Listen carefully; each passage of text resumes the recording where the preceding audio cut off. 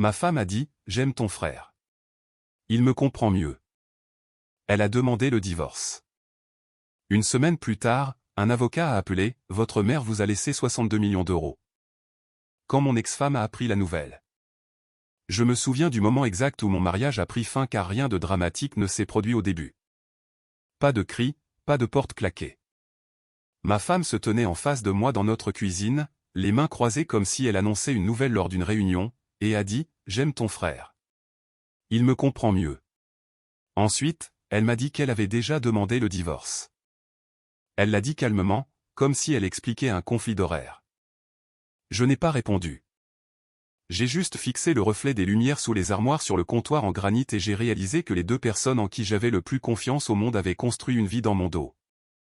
Une semaine plus tard, un avocat m'a appelé au sujet du testament de ma mère. Tout a changé après cela. Je m'appelle Nathan Cole.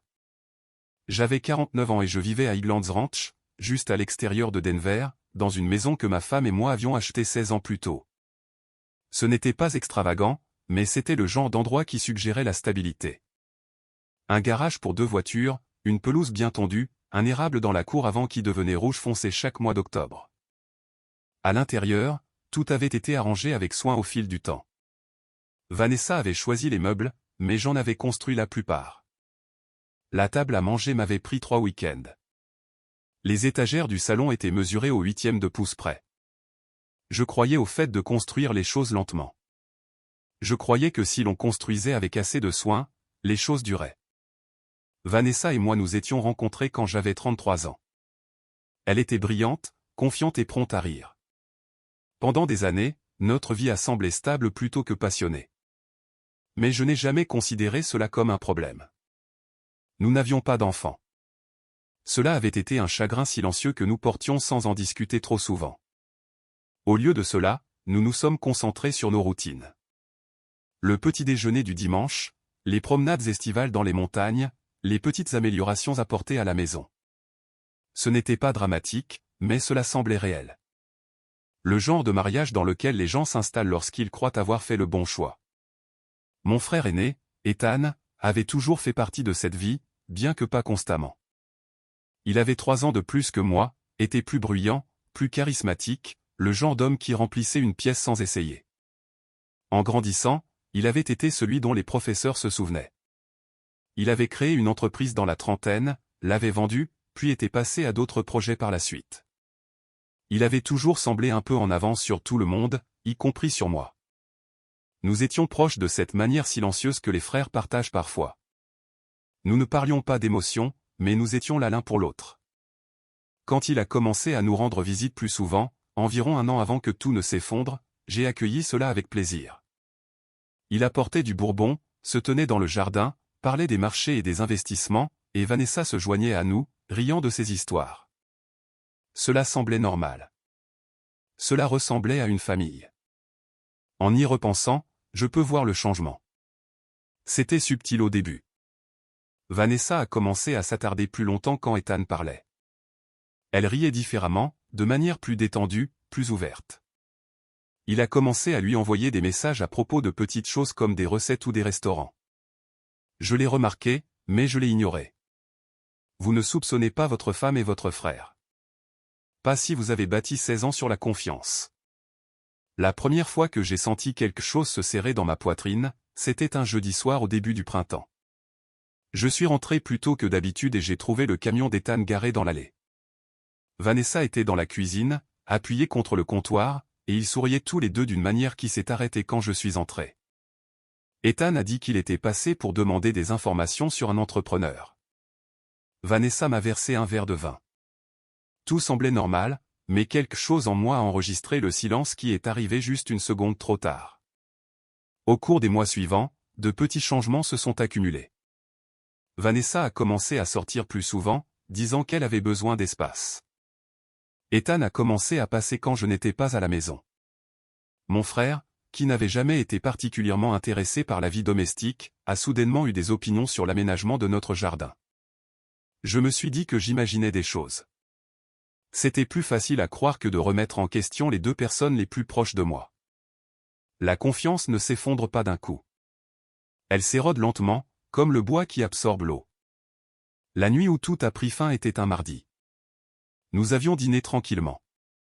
Vanessa lavait la vaisselle pendant que j'essuyais la table. Il n'y avait pas de dispute, pas de tension, juste le bourdonnement du réfrigérateur et le bruit de l'eau coulant sur les assiettes. Puis elle s'est séché les mains, s'est tournée vers moi et a prononcé la phrase qui a divisé ma vie en un avant et un après. « J'aime ton frère. Il me comprend mieux. » Elle n'a pas détourné le regard. Elle a soutenu mon regard avec un calme presque clinique. Elle a ajouté qu'elle avait demandé le divorce cet après-midi-là. Elle a dit qu'elle ne voulait pas que les choses deviennent laides. Elle a dit qu'elle espérait que nous pourrions gérer cela comme des adultes. Je me souviens avoir posé le torchon avec soin, comme si des mouvements brusques pouvaient briser quelque chose de fragile. Je n'ai pas crié. Je n'ai pas posé de questions. Mon esprit s'est déplacé vers un endroit plus froid. J'ai pensé à l'hypothèque, au compte d'épargne, au fonds de retraite. J'ai pensé à la maison que j'avais construite pièce par pièce. J'ai pensé à la durée pendant laquelle ils avaient planifié cela. Vanessa a interprété mon silence comme un choc. Peut-être qu'elle s'attendait à des larmes. Au lieu de cela, j'ai hoché la tête une fois et je suis monté à l'étage. J'ai dormi dans la chambre d'amis cette nuit-là. Vers minuit, je l'ai entendu au téléphone dans le salon. Sa voix était douce, rassurante. Je n'avais pas besoin de deviner à qui elle parlait. Le lendemain matin, je me suis réveillé avant le lever du soleil et j'ai fait du café. La maison me semblait familière, comme si je visitais la vie de quelqu'un d'autre. J'ai ouvert le classeur dans le bureau à domicile et j'ai commencé à sortir des documents, des relevés bancaires, des papiers hypothécaires, des comptes d'investissement. J'ai écrit des chiffres sur un bloc-notes juridique. Le solde du compte de courtage, les économies, ma retraite, sa retraite. Je ne pensais pas à la vengeance. Je pensais à la clarté. Si ma vie venait d'être démantelée, j'avais besoin de comprendre ce qui restait. Au moment où Vanessa est descendue, j'avais une liste. Elle a eu l'air surprise de me voir travailler. « Tu n'es pas obligé de faire ça tout de suite », a-t-elle dit doucement. Je lui ai dit que je préférais le faire. Elle a hésité, puis a hoché la tête, comme soulagée que je ne fasse pas de scène. Cela m'a dit quelque chose d'important. Elle s'était attendue à ce que je m'effondre. Elle s'était préparée au chagrin, pas à l'organisation. Plus tard dans la journée, j'ai appelé Diane Mercé, une amie que je connaissais depuis le début de ma trentaine. Elle possédait un petit magasin de meubles et avait traversé un divorce difficile des années auparavant. J'ai expliqué la situation en 3 phrases. Elle est restée silencieuse un instant, puis a dit « Ne quitte pas la maison et ne déplace pas d'argent avant d'avoir parlé à un avocat. » J'ai noté les 2.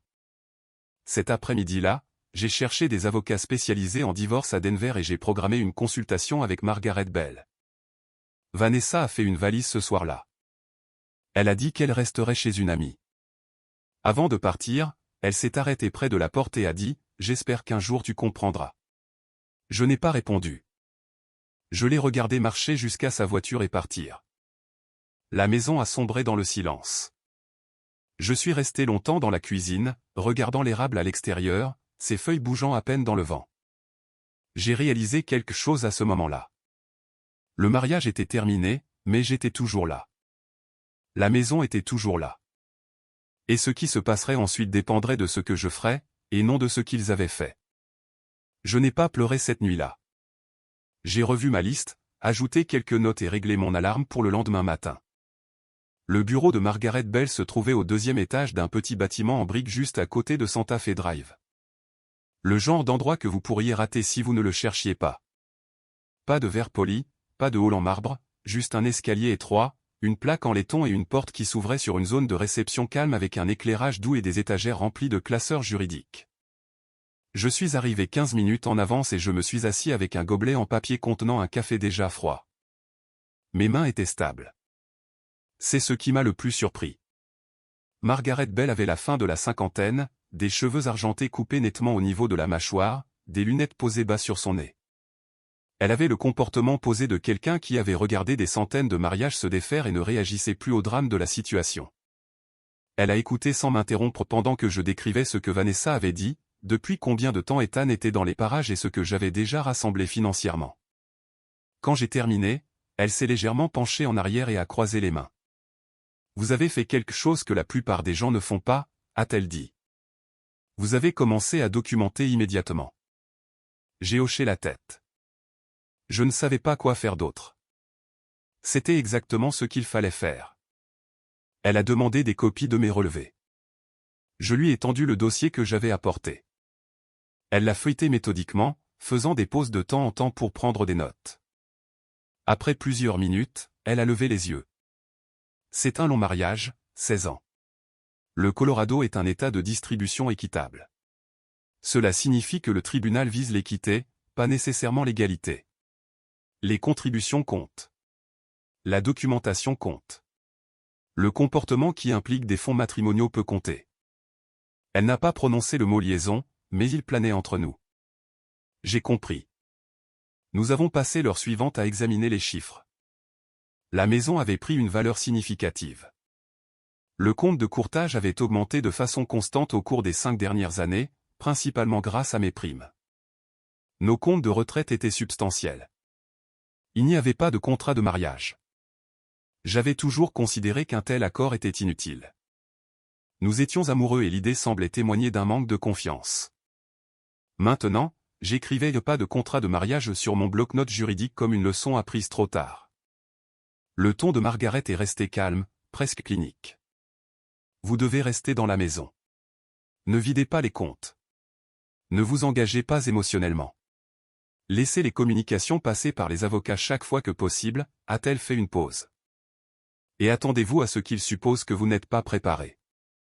Les personnes qui entament des liaisons croient souvent que l'autre conjoint sera trop déstabilisé pour réagir de manière stratégique. J'ai repensé à l'expression calme de Vanessa dans la cuisine. À la façon dont elle avait dit qu'elle espérait que les choses ne seraient pas laides. Elle n'espérait pas de la courtoisie. Elle espérait de la soumission. Quand j'ai quitté le bureau de Margaret, le ciel était brillant et douloureusement clair. Je me suis assis dans mon camion un instant avant de démarrer le moteur. Mon téléphone a vibré. Ethan. Le nom sur l'écran semblait surréaliste. J'ai laissé sonner, puis passé sur la messagerie vocale. Il a laissé un message qui semblait répété. Il a dit qu'il voulait parler d'homme à homme. Il a dit que les choses s'étaient passées rapidement. Il a dit qu'il espérait que nous pourrions gérer cela avec respect. J'ai supprimé le message sans répondre. De retour à la maison, j'ai commencé à examiner les relevés de cartes de crédit. Margaret l'avait suggéré avec désinvolture, mais une fois que j'ai commencé, j'ai compris pourquoi. Des modèles sont apparus. Des restaurants que je ne reconnaissais pas. Un hôtel de charme à Aspen facturé un week-end où je voyageais pour le travail. 2 billets d'avion achetés 3 mois plus tôt lorsque Vanessa m'avait dit qu'elle rendait visite à une amie. Chaque entrée ressemblait à une confirmation silencieuse de ce que je savais déjà. Cela n'avait pas commencé récemment. Cela se déroulait depuis des mois, peut-être plus longtemps. J'ai surligné chaque dépense suspecte. J'ai téléchargé des fichiers PDF. J'ai créé un tableau de bord. Le processus m'a étrangement ancré dans la réalité. Il a remplacé les spéculations par des faits. Quand Vanessa m'a envoyé un message ce soir-là pour me demander si elle pouvait passer prendre des vêtements, j'ai accepté. Elle est arrivée 20 minutes plus tard. Son comportement était prudent, comme si elle approchait un animal blessé. Elle a rassemblé ses affaires rapidement, évitant le contact visuel. À la porte, elle a hésité. « Tu es très calme », a-t-elle dit. « Je ne vois pas d'autre option », ai-je répondu. Elle a hoché la tête, presque soulagée à nouveau. Cela m'a dit qu'elle croyait toujours que le calme signifiait la faiblesse. 2 jours plus tard, Margaret a appelé. J'ai examiné les données financières préliminaires, a-t-elle dit. Votre documentation est solide et il y a des preuves que des fonds matrimoniaux ont été utilisés pour ce qui semble être une relation en dehors du mariage. Elle n'a pas élaboré. Elle n'en avait pas besoin. Nous procéderons méthodiquement. Attendez-vous à ce qu'il fasse pression pour un règlement rapide. Cette pression est arrivée plus tôt que prévu. Le samedi après-midi, Ethan s'est présenté à la maison. J'ai vu son camion par la fenêtre d'en face avant qu'il ne frappe. J'ai ouvert la porte mais je ne l'ai pas invité à entrer. Il avait l'air plus vieux que dans mes souvenirs, ou peut-être juste moins confiant. Nathan, a-t-il commencé en utilisant le ton qu'il utilisait quand nous étions enfants et qu'il voulait quelque chose. Je préférerais que nous parlions par l'intermédiaire des avocats, ai-je dit. Il a déplacé son poids. Cela n'a pas besoin de devenir laid. Vanessa et moi, nous n'avions pas prévu les choses de cette façon. Je l'ai regardé. Vous en avez assez prévu. Il a légèrement tressailli, puis s'est repris. Nous essayons d'être justes. Vanessa a peur que tu fasses traîner les choses en longueur. Je documente, ai-je dit. Ce n'est pas la même chose. Il a expiré. Tu n'es pas obligé de nous punir. Le mot punir est resté suspendu en l'air. J'ai réalisé à ce moment-là comment il voyait la situation. Toute résistance de ma part était des représailles. Toute affirmation d'équité était une agression. J'ai secoué la tête. Je ne punis personne. Je protège ce qui m'appartient. Il m'a fixé un instant, puis a lentement hoché la tête. Très bien, a-t-il dit. Nous laisserons les avocats s'en occuper. Il s'est retourné et est retourné vers son camion.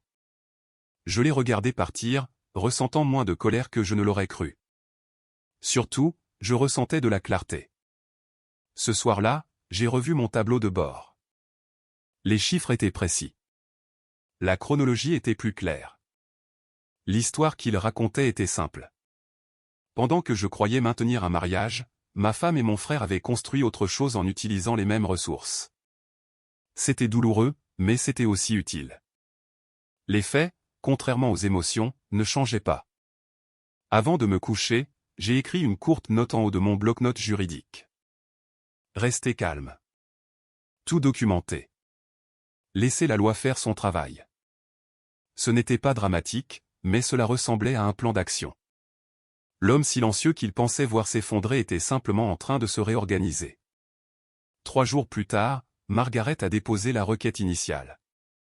Elle me l'a dit à l'avance pour que je ne sois pas surpris lorsque l'avocat de Vanessa me contacterait. Cela ne signifie pas la guerre, a-t-elle dit. Cela signifie une structure. J'ai apprécié la distinction. La guerre impliquait de l'émotion. La structure impliquait un processus. Je préférais le processus. L'avocat de Vanessa a contacté Margaret le même après-midi. Dans les heures qui ont suivi, Vanessa m'a envoyé un message. Je ne pensais pas que tu irais aussi vite. J'ai lu le message, posé le téléphone et n'ai pas répondu. Le silence, je l'apprenais, communiquait plus que les explications. Ce soir-là, j'ai fait griller du poulet dans le jardin et j'ai mangé seul à la table du patio. L'air sentait légèrement l'herbe coupée. Pour la première fois depuis son départ, la maison ressemblait moins à une scène abandonnée et davantage à un endroit que je pouvais encore habiter. La semaine suivante, Margaret a appelé avec la première ébauche de règlement de la part de Vanessa. Il propose une vente rapide de la maison, a-t-elle dit. De diviser les bénéfices, de partager les économies à parts égales et que chaque partie conserve ses propres comptes de retraite. Elle a fait une pause. Ce n'est pas terrible, mais c'est biaisé. Cela ne tient pas compte de vos contributions au compte de courtage et ignore les dépenses douteuses que nous avons identifiées. Ils veulent que ce soit rapide, ai-je dit. Oui. Les gens qui croient avoir l'avantage préfèrent souvent la vitesse. Je lui ai dit de refuser. Pas de manière agressive, juste poliment et fermement. Elle a accepté. Nous contre-attaquerons avec des documents, a-t-elle dit. Ce samedi-là, Vanessa m'a demandé si nous pouvions nous voir. J'ai suggéré un café. Nous avons choisi un endroit calme près des contreforts en milieu de matinée, quand il n'y avait pas grand monde. Elle est arrivée en avance. Quand je suis entré, elle s'est levée à moitié, incertaine de devoir me serrer dans ses bras. J'ai hoché la tête à la place et me suis assis en face d'elle. Elle avait l'air posée, mais il y avait de la tension autour de ses yeux. Je ne m'attendais pas aux avocats si rapidement, a-t-elle dit. Je ne m'attendais pas non plus à la conversation dans la cuisine, ai-je répondu.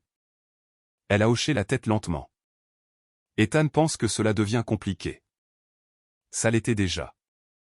Elle a remué son café sans le boire. Nous ne voulons pas nous battre. Nous voulons juste passer à autre chose. Je veux de l'équité, ai-je dit. C'est tout. Elle m'a regardé attentivement, comme si elle essayait d'évaluer si l'équité signifiait l'hostilité. Tu es différent, a-t-elle dit. Plus calme.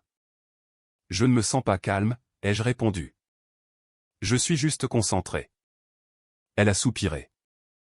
Je sais que c'est difficile. Je n'ai jamais voulu te faire de mal. La phrase sonnait comme une répétition. Je l'ai laissé passer. Alors gérons cela correctement, ai-je dit. Par le biais des avocats.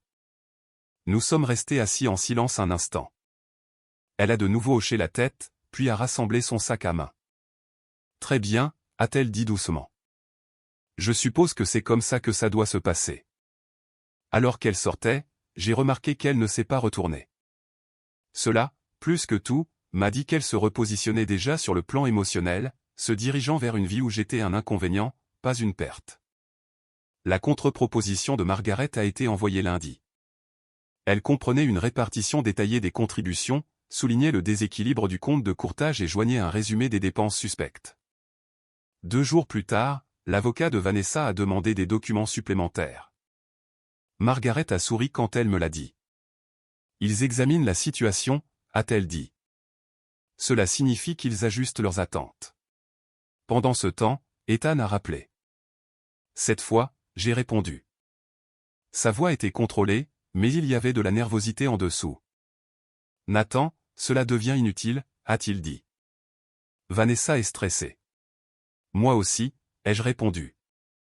Nous essayons d'être raisonnables. Moi aussi. Il a expiré. Tu vas aggraver la situation pour tout le monde. Je la rends précise. Il y a eu un silence. Tu agis comme si nous t'avions trahi délibérément. J'ai réfléchi à cela. Ce n'est pas le cas? Il n'a pas répondu. Après un moment, il a dit, je pense juste que nous pourrions gérer cela sans en faire une affaire judiciaire. C'est déjà une affaire, ai-je dit doucement. C'est ce qu'est un divorce. Il a raccroché peu de temps après. Je n'ai ressenti aucune satisfaction, seulement un sentiment grandissant que la relation que j'avais connue avec mon frère avait définitivement changé. Elle ne s'était pas brisée dans la colère, mais dissoute dans la clarté. Une semaine plus tard, Margaret a transmis leurs propositions révisées. Légèrement améliorées, toujours inégales. Ils m'ont offert une plus grande part des économies, mais ont continué à faire pression pour une vente rapide de la maison. Ils négocient, a-t-elle dit. C'est un progrès. J'ai accepté de continuer. Le processus a trouvé son rythme. Les documents ont été échangés, les appels planifiés, les chiffres ajustés. L'émotion s'est retirée, remplacée par la logistique. Je travaillais pendant la journée, j'examinais des papiers le soir et j'essayais de maintenir des routines ordinaires. Certaines nuits, le silence pesait lourdement. D'autres nuits, c'était comme un espace pour respirer. Un soir, en examinant des relevés, j'ai remarqué un autre détail. L'achat de meubles coûteux facturés sur la carte commune 3 mois plus tôt. L'adresse de livraison n'était pas notre maison. J'ai vérifié la facture. Elle correspondait à un complexe d'appartements en centre-ville. Je l'ai envoyée à Margaret. Elle a répondu rapidement. Cela renforce notre position. J'ai regardé l'écran, réalisant que Vanessa et Ethan avaient meublé un endroit ensemble pendant que je croyais notre mariage intact. La douleur a été vive mais brève. Les faits, encore une fois, étaient clairs, indéniables.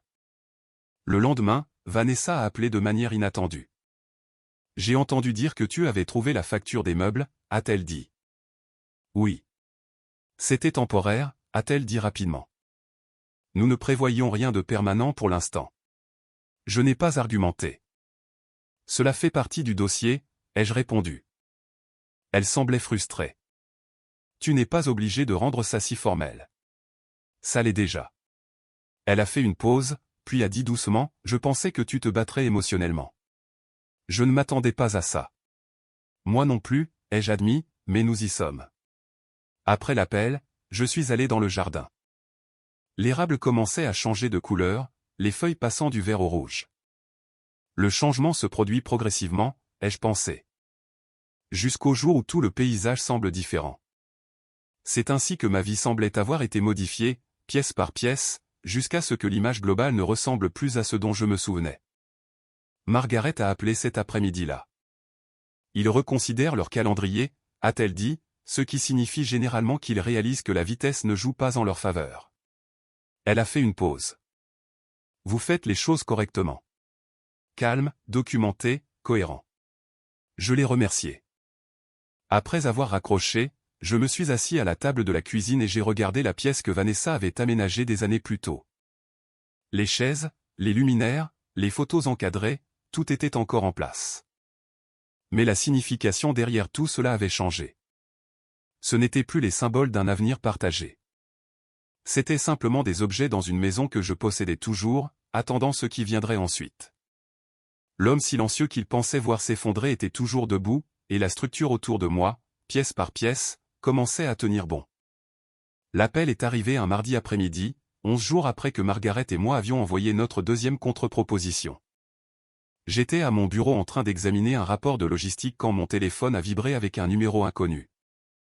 J'ai failli l'ignorer. Les appels inconnus étaient devenus plus fréquents depuis le début de la procédure de divorce. Des offres d'assurance, des propositions de refinancement, du bruit de fond. Mais quelque chose dans l'indicatif régional a attiré mon attention. C'était local, le centre-ville de Denver.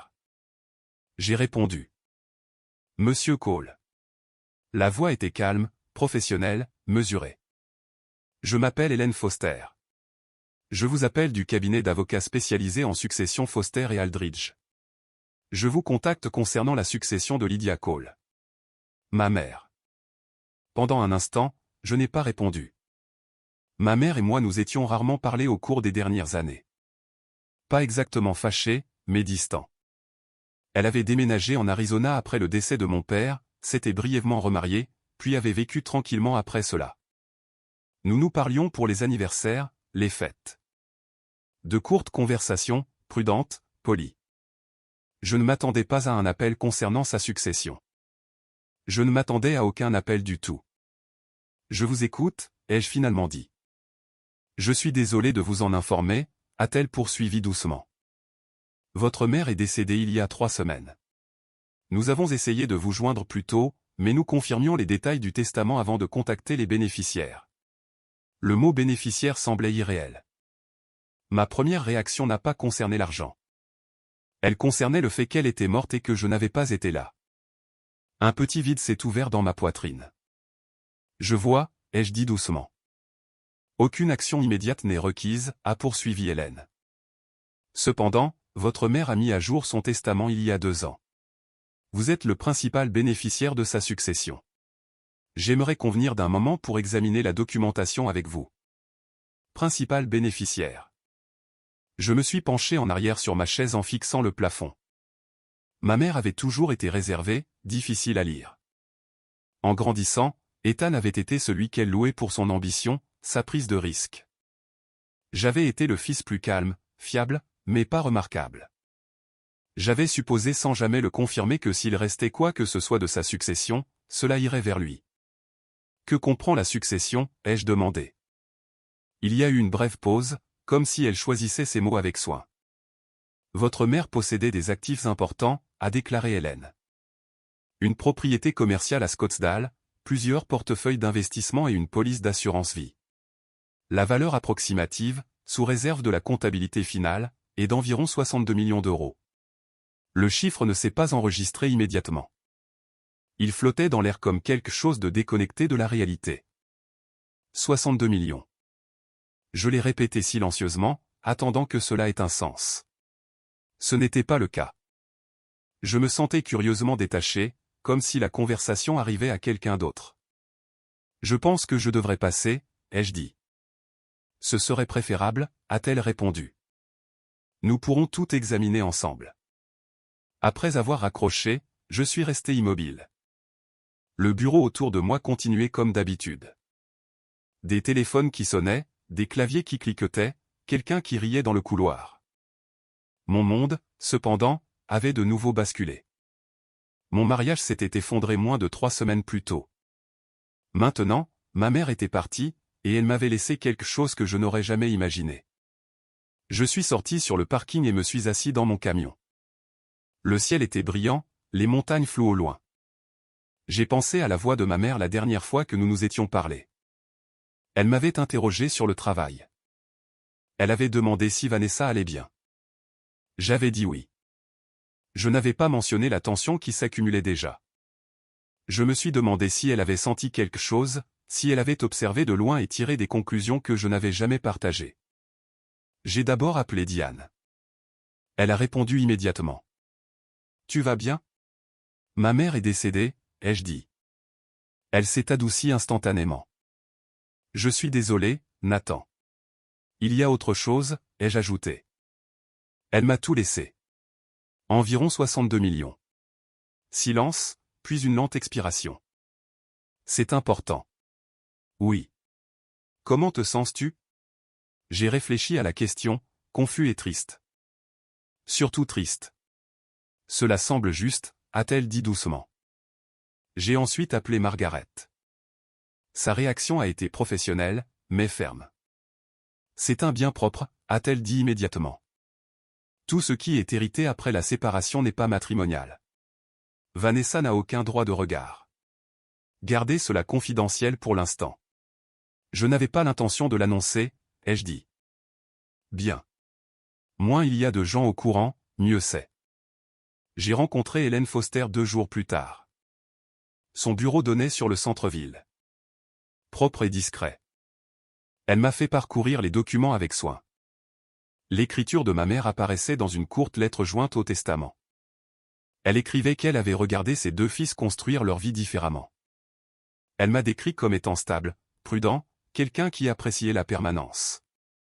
Elle a écrit qu'elle croyait que je protégerais ce qu'elle laissait derrière elle. La lettre était brève, mais elle avait du poids. Je l'ai lue 2 fois avant de la poser.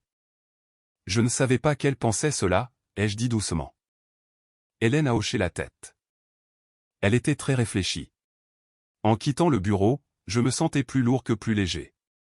L'argent était abstrait, distant. La perte était immédiate.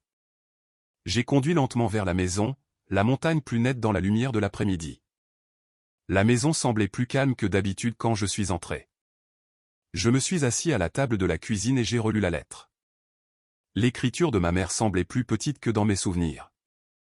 Je me suis demandé quand elle l'avait écrite. Je me suis demandé si elle avait imaginé ce moment exact. Je ne l'ai dit à personne d'autre, mais l'information voyage d'une manière que vous ne pouvez pas toujours retracer. Une semaine plus tard, Margaret a appelé.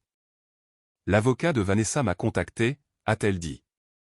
Ils ont entendu dire que vous aviez peut-être reçu un héritage, donc c'est sorti. J'ai dit, oui. Ils demandent si cela affecte la position de règlement? Ce n'est pas le cas. Correct. Mais attendez-vous à un changement de ton. Ce changement est arrivé le lendemain matin. Vanessa a envoyé un message. Pouvons-nous parler? C'est important. J'ai lu le message, reconnaissant le changement immédiatement. La femme qui avait parlé avec une finalité calme dans ma cuisine demandait maintenant de l'urgence. J'ai posé le téléphone et j'ai attendu. J'ai réalisé que certaines conversations avaient plus de poids lorsqu'elles étaient retardées. Dehors, l'érable était devenu complètement rouge. Les feuilles dérivaient sur la pelouse une par une. Je les ai regardées tomber et j'ai compris que quelque chose de fondamental avait de nouveau changé. L'équilibre des pouvoirs s'était déplacé discrètement, non pas par la confrontation, mais par les circonstances. La femme qui disait que je n'étais pas suffisant pourrait bientôt me voir différemment. Et quand ce serait le cas, le moment serait important. L'appel d'Hélène Foster avait changé plus que mon avenir financier. Il avait modifié le terrain émotionnel de tout ce qui a suivi. Vanessa a appelé le soir suivant. J'ai laissé sonner une fois, puis j'ai répondu. Sa voix semblait plus douce que dans mes souvenirs, mesurée d'une manière qui suggérait qu'elle avait pratiqué la conversation au préalable. « Salut, Nathan » a-t-elle dit. « Je sais que ce n'est peut-être pas le bon moment. »« C'est bon » ai-je répondu. Il y a eu une brève pause, puis elle a continué. « J'ai entendu parler de ta mère. Je suis vraiment désolé. Je sais que vous n'étiez pas toujours proche, mais elle était quand même ta mère. »« Merci » ai-je dit. Mon ton est resté neutre. Je n'en ai pas offert plus.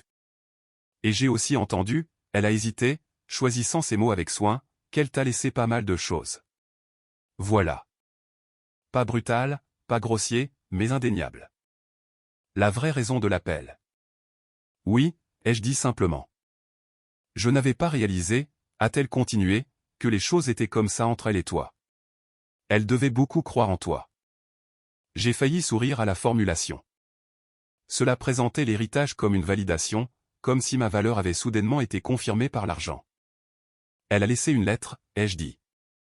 Cela comptait plus que le chiffre. Une autre pause. J'aimerais te voir, a-t-elle dit doucement.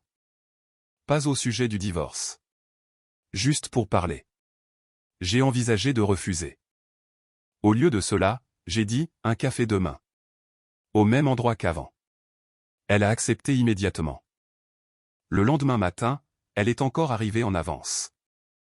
Cette fois, elle avait l'air différente, plus prudente, plus hésitante. Elle portait un pull que je reconnaissais, un que j'avais acheté des années auparavant. Quand je me suis assis, elle m'a étudié comme si elle mesurait la distance. J'ai beaucoup réfléchi, a-t-elle commencé.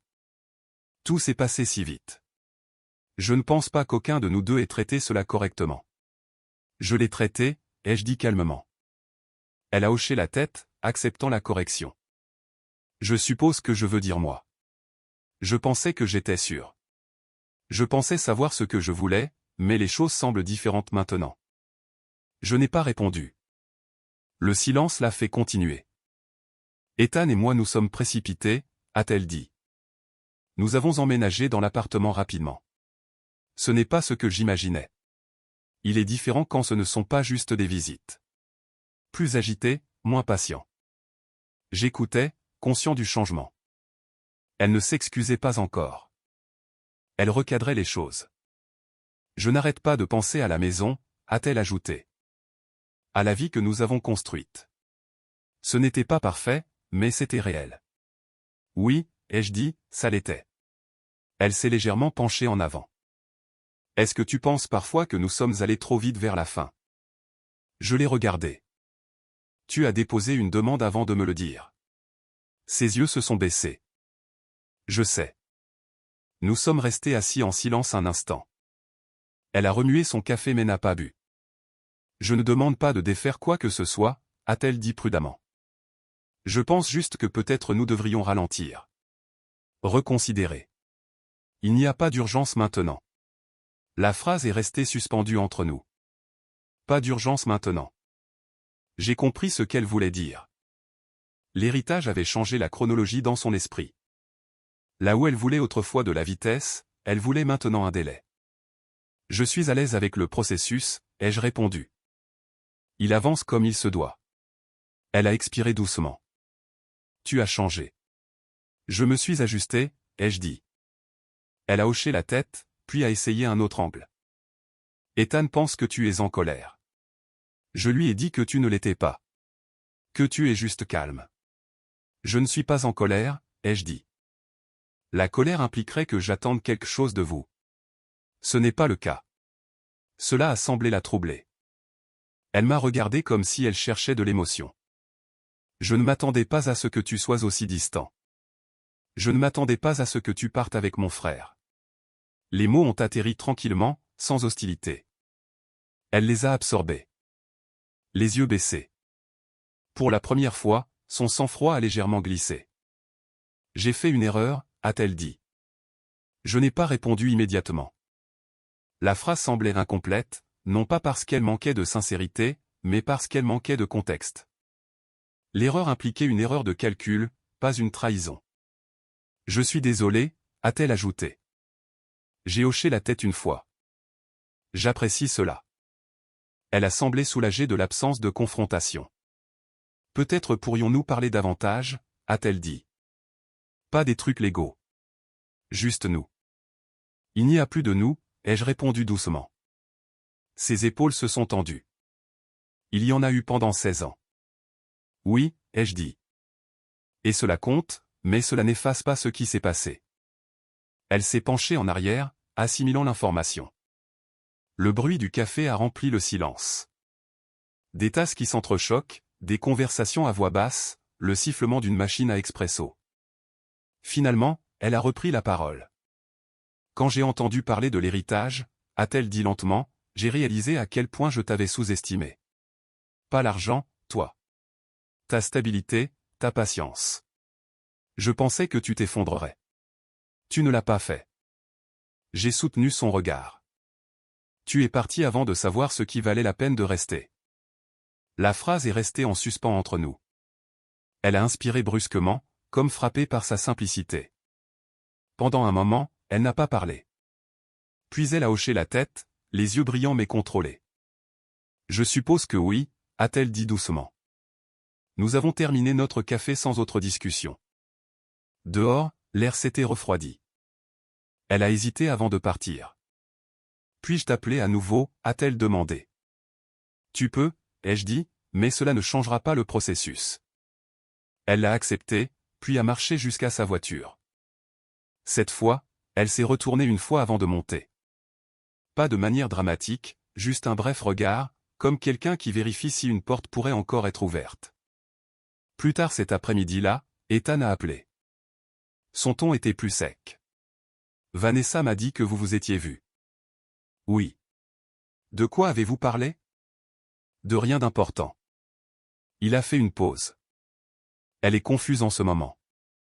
Je pense que tu devrais lui laisser de l'espace. C'est ce que je fais, ai-je dit. Elle se pose des questions, a-t-il continué. Ce n'est pas utile. Pour qui, ai-je demandé. Il n'a pas répondu. Le silence s'est prolongé. Puis il a dit, tu as toujours été difficile à lire. Je n'essayais pas de l'être. Il a expiré. N'aggrave juste pas la situation. Je ne le fais pas, ai-je répondu calmement. Je laisse les choses se tasser.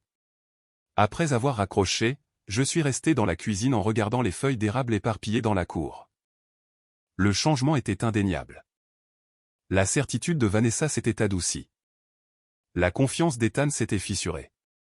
Aucun d'eux ne s'était attendu à ce que le sol bouge sous leurs pieds, et je n'avais pas eu besoin de pousser. Il avait bougé tout seul.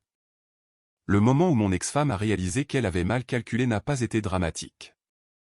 Cela s'est passé tranquillement autour d'un café, dans l'espace entre une phrase et sa signification. Et une fois qu'elle a compris, il n'y avait aucun moyen de revenir à ce qu'elle avait supposé auparavant. Vanessa n'a pas appelé pendant 3 jours après notre café. Le silence semblait intentionnel, comme si elle se recalibrait plutôt que de battre en retraite. Le 4e soir, juste après le coucher du soleil, on a sonné à ma porte. J'ai regardé par la fenêtre de devant et je l'ai vue debout sur le porche, les mains croisées devant elle. La scène semblait étrangement familière, comme un souvenir d'avant que tout ne se fracture. J'ai ouvert la porte, mais je suis resté sur le pas de la porte. Je ne savais pas si tu serais à la maison, a-t-elle dit doucement. Je le suis. Pouvons-nous parler 1 minute? Je me suis écarté, la laissant entrer. La maison sentait légèrement le café et le nettoyant au citron que j'avais utilisé plus tôt. Elle a regardé autour d'elle, observant les détails qu'elle avait choisis des années auparavant.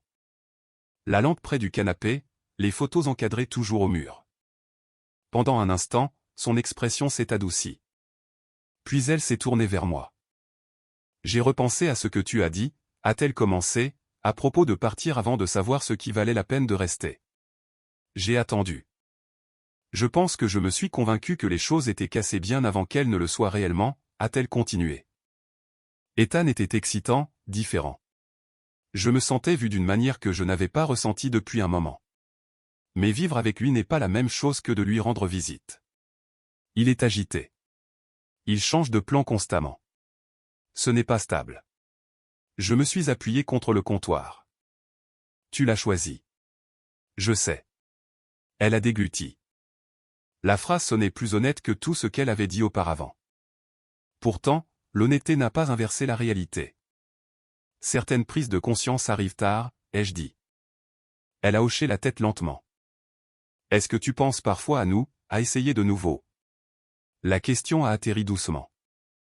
Je l'ai considérée, non pas parce que j'étais tenté, mais parce que je voulais répondre sincèrement. Je pense à ce que nous avions, ai-je dit. Mais je ne pense pas à y retourner. Ses épaules se sont légèrement affaissées. Tu n'as pas l'air en colère. Je ne le suis pas. Je suis lucide. Elle s'est rapprochée, baissant la voix. J'ai pris une terrible décision. Je le vois maintenant. Je ne sais pas si tu peux me pardonner, mais j'avais besoin de le dire. Je t'entends, ai-je répondu. Elle a tendu la main comme pour toucher mon bras, puis s'est arrêtée. Ethan ne sait pas que je suis venu, a-t-elle ajouté. Je l'ai supposé. Elle a hésité. Il est tendu. Il n'arrête pas de dire que ça va passer. Qu'une fois le divorce finalisé, les choses se calmeront. Mais je ne pense plus que ce soit vrai. Non, ai-je dit doucement. Ça ne se calmera pas. Elle m'a regardé pendant un long moment, cherchant quelque chose. De la colère, de la chaleur, n'importe quoi à quoi elle pourrait s'accrocher. N'en trouvant rien, elle a expiré. Je suppose que je pensais qu'il y aurait peut-être encore une porte ouverte. Il n'y en a pas, ai-je dit doucement. Pas parce que je te déteste. Parce que je comprends maintenant. Elle a hoché la tête, les yeux brillants mais contrôlés. C'est de bonne guerre. Nous sommes restés en silence. À l'extérieur, le vent a traversé l'érable, dispersant quelques feuilles de plus sur la pelouse. Elle a jeté un coup d'œil à la fenêtre, puis m'a regardé à nouveau. Tu vas garder la maison, n'est-ce pas? Oui. Elle te correspond, a-t-elle dit doucement. Tu l'as construite. Je déciderai de ce que j'en ferai plus tard, ai-je répondu. Elle a fait un pas en arrière. Je ne resterai pas longtemps. J'avais juste besoin de dire cela en personne. Elle a fait une pause. Je suis désolé, Nathan. Pas seulement de partir, mais de la façon dont je l'ai fait. Je sais, ai-je dit. Elle s'est dirigée lentement vers la porte, puis s'est arrêtée, la main sur la poignée. Quand j'ai entendu parler de ta mère, a-t-elle ajouté doucement. J'ai réalisé quelque chose. Tu n'as pas changé à cause de l'argent. Tu as toujours été comme ça. Je ne l'avais juste pas vu.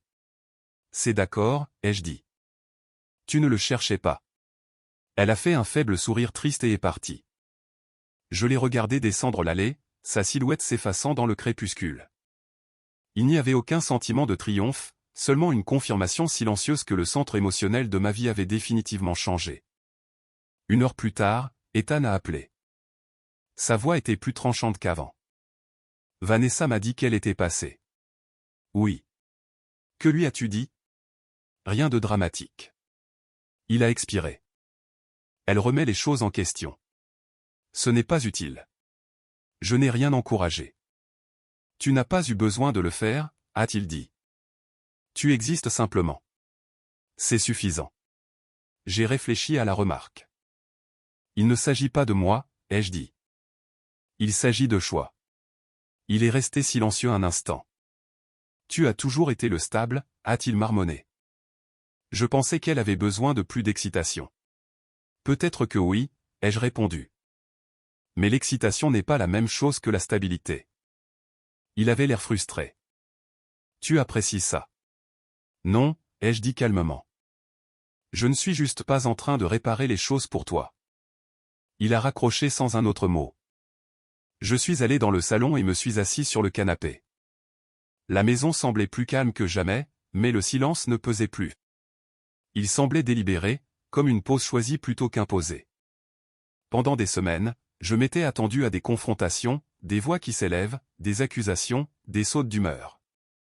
Au lieu de cela, tout s'est déroulé dans des conversations retenues et de petites prises de conscience. Cela me convenait. Le drame brûle rapidement. La clarté dure plus longtemps. 2 jours plus tard, Margaret a appelé. Ils ajustent à nouveau leur position, a-t-elle dit. Le côté de Vanessa est maintenant plus flexible. Cela signifie généralement un conflit interne. Je l'ai supposé. Vous gérez bien cela, a-t-elle ajouté. Peu de gens restent calmes quand la dynamique change comme ça. Je ne vois pas d'autre option. C'est exactement pour cela que ça marche. Après avoir raccroché, je suis sorti. L'air était devenu plus froid. L'érable était presque nu maintenant, ses branches exposées contre le ciel. J'ai regardé un dernier groupe de feuilles se détacher et dériver. Le changement avait terminé son lent travail. Le paysage semblait différent, mais pas vide, juste plus calme, plus honnête. Ils avaient essayé de revenir par la même porte qu'ils avaient brisée. Mais une fois que vous comprenez pourquoi une porte s'est fermée, vous ne la rouvrez pas par nostalgie. Vous la laissez fermer et vous apprenez à vivre avec l'espace qu'elle crée. Le divorce a été finalisé un jeudi matin gris à la fin de novembre. Pas de drame au tribunal, pas de voix qui s'élève, juste des signatures, une brève confirmation du juge et la reconnaissance silencieuse qu'un mariage de 16 ans s'était terminé en moins de 15 minutes. Vanessa était assise en face de moi, posée, les mains croisées de la même manière que la nuit où elle m'avait dit qu'elle aimait mon frère. Quand ce fut fini, elle a hoché la tête une fois, presque respectueusement. Ethan n'était pas là. Je n'ai pas demandé pourquoi. À l'extérieur, l'air était vif et froid. Margaret m'a serré la main. Vous avez géré cela avec dignité, a-t-elle dit. Cela compte plus que les gens ne le réalisent. Je l'ai remercié et j'ai marché jusqu'à mon camion. Je m'attendais à ressentir quelque chose de dramatique. Du soulagement, de la colère, du triomphe. Au lieu de cela, je ressentais de l'immobilité, le genre qui suit une longue tempête quand le vent s'arrête enfin. Une semaine plus tard, j'ai revu Hélène Foster. Le transfert de la succession était terminé. Elle m'a tendu un dossier contenant les documents finaux et une enveloppe supplémentaire. Votre mère a demandé que ceci vous soit remis une fois que tout serait réglé, a-t-elle dit. Je l'ai ouverte prudemment. À l'intérieur se trouvait une lettre manuscrite, plus longue que la première. Elle racontait comment elle avait vu ses fils devenir des hommes différents. Elle admettait qu'elle avait toujours compris l'ambition d'Ethan facilement. C'était visible, bruyant, impressionnant.